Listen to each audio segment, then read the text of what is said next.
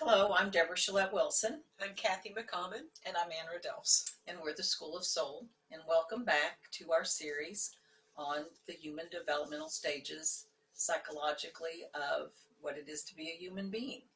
And we're going to now go over what the stage of woman is and what that is for all of us. Well, the stage of woman is after the child stage. And if you'll recall from our last video, the child stage is focused on emotional engagement and deep plunging into the emotional world. But the stage of woman is about the mind. The stage of woman is focused on the fact that, well, she realizes we're walking around in our own collective mind, our collective consciousness. And as a result, everything in our experience is a communication of our very own souls or the divine, our choice. Either way, we learned out what's within us or what is around us and seen in a very profound personal way. Like divine communication continually. Mm-hmm. And with that information, it's your spouse, your true spouse, the divine is with you always, and she serves her spouse. Now, a lot of young women have this confused and think serving your husband is the greatest thing that a woman can do. But you have to get the right husband. It's our... What if you marry a mineral? Exactly. You get a lot of it. Yeah. But yeah, you get the right spouse, and she is just so passionate about serving the divine that she goes into the deepest, darkest places in our world and inside herself, in her love of her beloved. And so how that manifests is she is nurturing every child, no matter if they're stuck in the mineral stage and can be very violent, or is a playful animal, or an eager to grow child. She knows how to be with them all because she's with all of that within herself. And what this means internally is, just as women give birth to babies, she gives birth to the youngest and most traumatized parts of ourselves, meaning that they come into consciousness, these absolutely devastated by trauma parts of ourselves. And she embraces them, and she nurtures them, and she helps them grow psychologically, as well as physically, of course. And that's what this painting represents to me is when I was a child and I wasn't sure what to do about the traumatic things that were happening to me. I would always go out into the night and look up at the stars and just feel a connection to something greater than me, something that I could feel not only physically but emotionally. And it was like it helped me as well mentally to decide what did I need to do the next day to kind of get through what I was going through. And so it was a kind of a whole body, mind, emotional experience. And it also gave me, I also heard, I guess, guidance as to what I needed to do to help myself deal with the things I was going through. So in a way, I was accepting all of these parts of myself as I was able to deal with my traumas as well. And that was something very precious to me, um, that I wanted to maintain that contact that I could feel when I looked up at the sky and just felt this presence and this essence that just came through me and nurtured me and helped me. And then I would go back into the fray, so to speak, and I was the nurturer to my siblings. One of my sisters had called me years ago, and she was singing this song that I used to sing to her. Remember when you sang me this song? Yes. Or I tell them stories. So it's, I don't know, sometimes it's kind of amazing to think about some of the things that I was able to do, but it's because I somehow was able to connect to that soulful part of myself and that connection to something greater that gave me strength to go and do what I needed to do. And so that's what she represents to me is, that inner journey, because no one can do it for you. So that was that inner journey that I took, but not necessarily alone, because there was some presence there with me as well. And what you're saying is so important, because the mineral stage is all about protocol is the most important thing, no matter how many people die. And the vegetable stage is all about following the script, fulfilling your role, rigid role. And the animal is the physical, is the prime thing to negotiate for.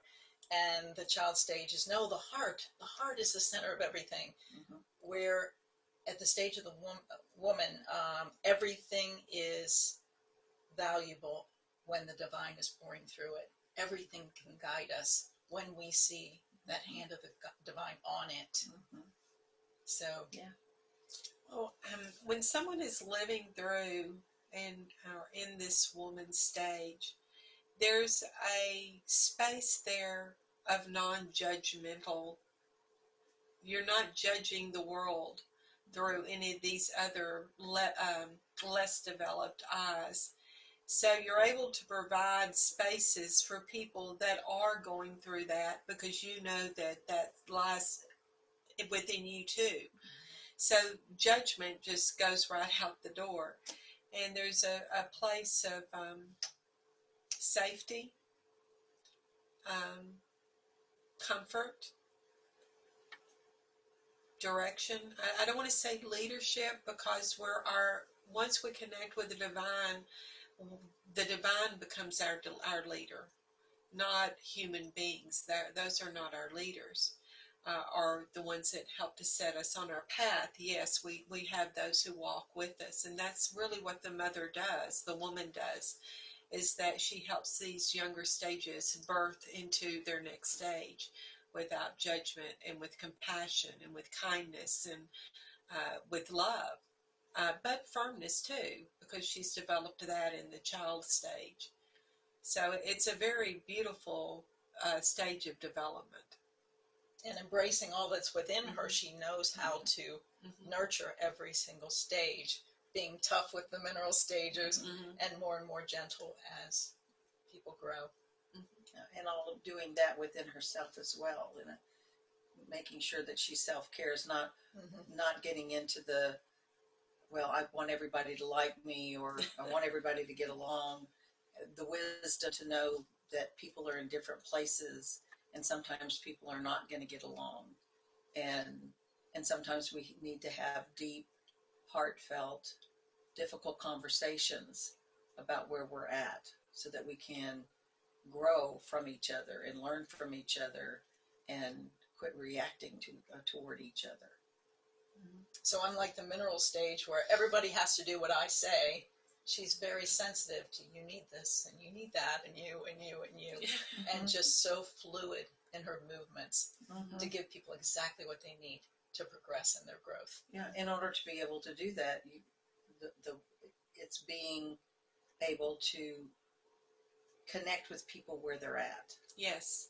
Not where you want them to be, where you think they ought to be. No expectations. Right, but to be with people where they are, and also with yourself as to where you are. Yeah. So it's for me, that is a very precious place to be.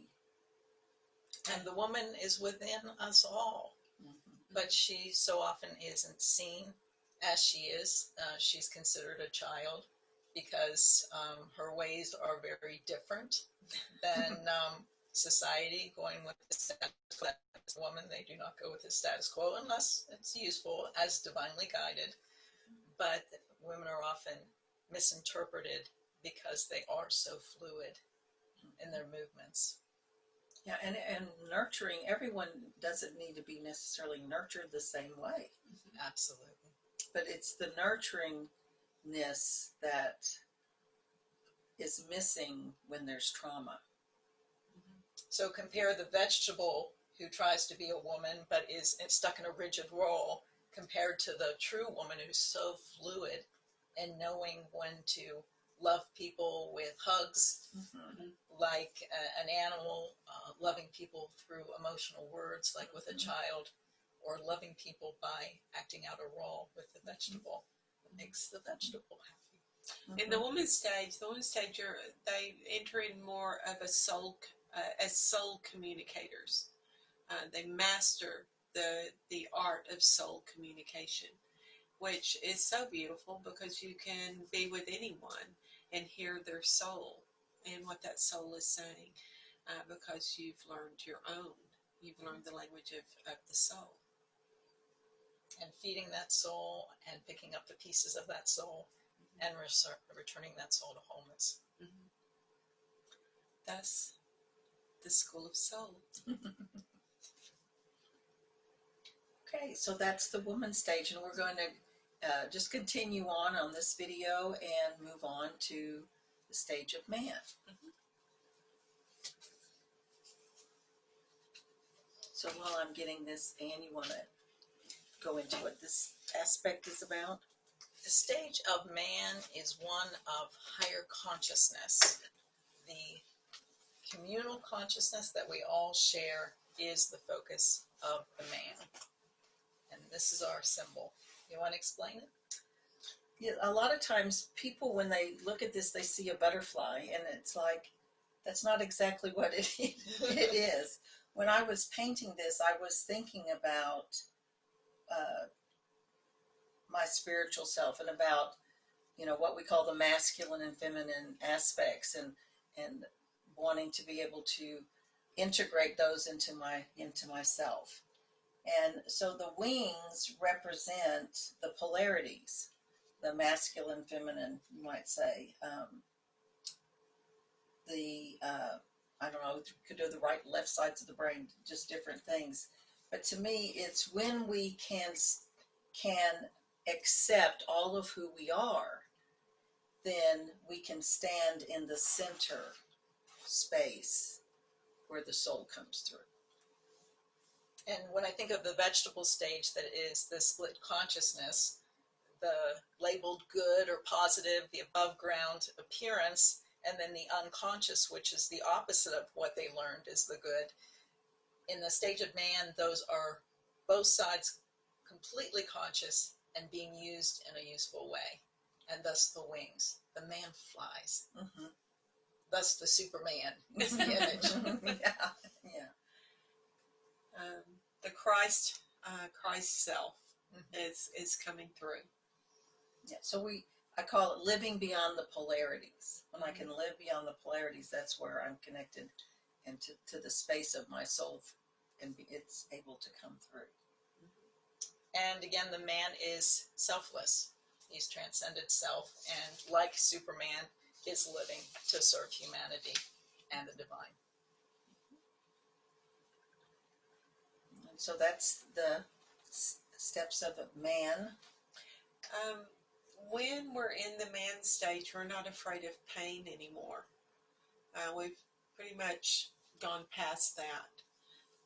And we are in a space of servitude to humanity, and whatever that takes. Because in order for our own evolution, our own spiritual evolution, we know that it's a global, it's a group thing.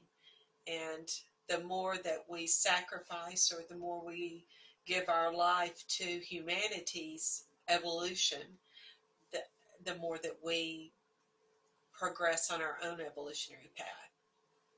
And it brings to mind, I once knew a minister who was struggling with a young adolescent boy who was screaming and crying and biting and cursing and hitting and kicking, and he was just in a fit. And this minister sat on the boy, and the boy just kept at it, biting, hitting, kicking, and the minister, without budging, just sat on him and just calmly, didn't bother him, no matter how much the boy hurt him. He just sat there until the boy calmed down. And to me, that was my image of this stage of man, because they are so strong. They are relentless in pursuing what's right for the evolution of humanity. No matter what it takes, no matter how much they're harmed, no matter what it costs, they will do what they're here to do. Powerful stage. Mm-hmm. And of course, in relationships, the man and woman are side by side, helping the world in different ways. Mhm. And so this is the concluding our series on the developmental stages of humanity and psychologically speaking. Yes. Because as we grow psychologically, then we're able to become more, not only human, but more humane and allow more of our soulfulness to come through as we connect to all of the parts of who we are and bless them and nurture them and love them into a soulful life. And just a reminder, we are all things. And to have all those things conscious, and we're using them to serve the divine. Mm-hmm. So anyone would like to say anything in conclusion? Well, I liked what you were saying about humane, because we see humanity struggling right now. And what do we lack? Humane. We lack being humane with each other, and showing true humanity for one another, and understand that we're all created equal. We all have our traumas. No one really escapes trauma, and we see it being acted out. But if we can look at these various stages of development when we look out into the world, perhaps we can look into the world with more compassion and with more understanding, and an ability to extend our hand to someone that maybe others find impossible to extend a hand to. That maybe perhaps they feel they're not worthy to have a hand extended to them, but they are part of humanity. They are part of us. The law of one says so. We all are one. And when we condemn and have ugly things to say and think about others, we say those ugly things and think those things. Actually, it comes back to us because we are one. So we really hope that these stages of development have given you some insight in these times that we're living in, so that you can be more humane with the people around you and help and extend a hand and help others. And then, of course, we're here to help you too. So thank you. Thank you. And just one more thing, if you are uncomfortable with what's going on in our world right now, I would just encourage you to take that energy and look at where you are in your development and what you need to do to go to the next stage, and do it. And then use that same love toward your loved ones. Where are they, and how can you help them grow? Yeah. Okay. So at the beginning of the series on human development, in the very first video, we read a poem to you by Rumi. And after, hopefully you've seen each of the video series, and I'm going to read the poem to you again. And I think now that this poem will have even a deeper, fuller meaning to you. And then when I get through, I'd like for Anne to do a little conclusion, of a little interpretation about the ending to just further the meaning of the poem. I died from minerality and became vegetable, and from vegetiveness I died and became animal. I died from animality and became man. Then why fear disappearance through death? Next time I shall die, bringing forth wings and feathers like angels. After that, soaring higher than angels. What you cannot imagine, I shall be that. Beautiful. And the whole thing about being stuck at these young stages of development and not being able to flow gracefully through them all is that we don't progress in our development, and we may even believe that that's all there is to humanity, when this poem says there is so much more. So I just want to encourage you all to make your human development a top priority. You don't know what you're missing. Thank you. Thank you, and bye-bye. Until next time.